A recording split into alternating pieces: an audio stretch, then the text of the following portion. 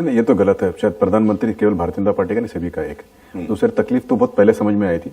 सत्ता इस समय मिली थी, सत्ता आने के बाद बदलाव भी तो लाया कि तकलीफ सहन हुई, पता चला। इसीलिए जब पता चला कि सत्ता आपको कभी नहीं मिली, सत्ता आपको 2014 में मिली थी। जो आप अनाउंसमेंट कर रहे हैं, जब आप 6,000 रुपए की बात करते तो वो अभी आपने फरवरी में किया है। ऐसा है, कई सारे अनाउंसमेंट और कई सारे काम हुए। भाई ने 15 लाख का भी जिक्र किया, अच्छा बात किया। तो हमें लगा कि जब हम सत्ता में आए तो हमने कई सारी चीजों को प्रायोरिटाइज किया। प्रायोरिटाइज किया तो पता चला कि बहनें खुले में सोच में जाती है।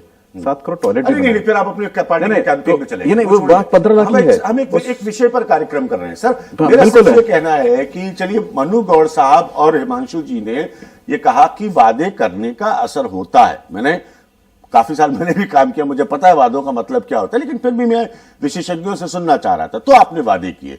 मेरी प्रॉब्लम यह है कि आप लोग वादे सिर्फ इलेक्शन के ही टाइम पे आपको याद आते हैं। अनाउंसमेंट काम भी तो है, जो काम आज तक हुआ है उसका एक टप्पा है ये कि आप काम करते जाएंगे। आप एग्रीकल्चर के लिए कुछ काम करेंगे, काम करने के बाद उनको इनाम देंगे, नेशनल एग्रीकल्चर जो ऐप है वो देंगे, उनको आप कोल्ड स्टोरेज देंगे, आप उनको लास्ट में देंगे। उसमें से एक भाग है कि जहां पे strengthening of the economy of the last man, Antyodaya जो है कि आखिरी आदमी को कहीं ना कहीं तो उसको मजबूत करना पड़ेगा। जब को पता चला कि इस मजबूतीकरण के अंदर उसको 6,000 रुपए जरूरी है ताकि वो बीज ले पाए, 6,000 रुपए के लिए कर्जा नहीं ले, महाजन के पास नहीं जाए, तो उसको 6,000 रुपए देना जरूरी समझा। और ये करते समय आपने जो करने की कोशिश की 5 साल में, वो सारा किया, उसका बदलाव भी है, फर्क भी दिखता है आपको। 1,88,000 मिलियन टन आपने प्रोडक्शन निकाला। There is something called as fundamental needs और there is something called as cursory needs.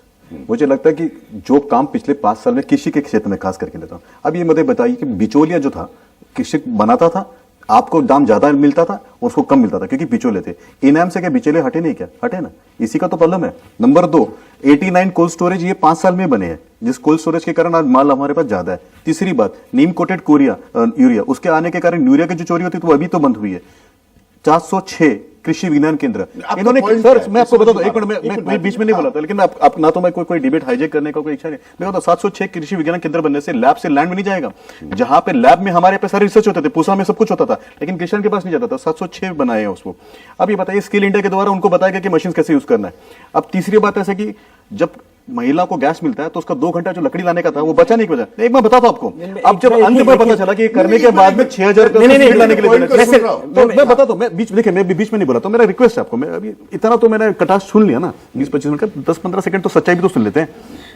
जब हमने कहा कि हम उसको सीड लाने के लिए बेसिक नीड्स के लिए 6,000 रुपए देंगे, तब मैंने ना सभी अर्थशास्त्रियों से, आपसे नहीं लेकिन बड़े अच्छे अर्थशास्त्री, रघुराम राजन जी का मैंने अभी जब पढ़ रहा था, मैं आप जब बोले थे, उन्होंने कहा 6,000 rupees is not possible, you will sell the country. But you know what is the funny part, सबसे बड़ी हंसी की मजाक है कि 6,000 रुपए अगर हम देते हैं तो देश बिक जाता है, लेकिन 72,000 रुपए देते हैं तो ये कॉर्पोरेट से लाके देते हैं। हर सरकार काम करती रहती है, 5 साल के बाद में वो अपने सरकार का रिजल्ट देती है कि मैंने ये काम किया है और आने वाले 5 साल में मैं ये काम करूंगा। वो जो काम किया उसके वो बखान करता है और जो काम बाकी है उसके बारे में चिंता जताता है। तो मुझे लगता है कि हमने जो काम किया वो हमने लोगों के सामने रखा है। मुझे अगर समय मिलता तो मैं आपको और बताता था कि भाई कितने टॉयलेट बने, कितने बनाए, और फार्म टू फॉर्क यानी किसान के खेत से मुंह में कितना दाना गया है, उसका परसेंटेज कितना बढ़ा है। स्वामीनाथन कमेटी रिपोर्ट कोई हमने नहीं बनाई थी सर, कब बनी थी, कौन से साल में बनी थी, हमको उसको इंप्लीमेंट किया जब हमने किया 1.5, तो इन्होंने क्रिटिसाइज किया आपने खाली 1.5 सिर्फ केवल एमएसपी क्यों दी।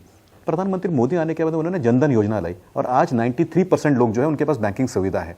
अब बताइए, बैंकिंग सुविधा होने के बाद में डायरेक्ट बेनिफिट ऑफ ट्रांसफर आया, बेनिफिट ऑफ ट्रांसफर आने से कई सारे दलाल बाहर निकल गए। अब इसका फायदा किसान को नहीं हुआ क्या?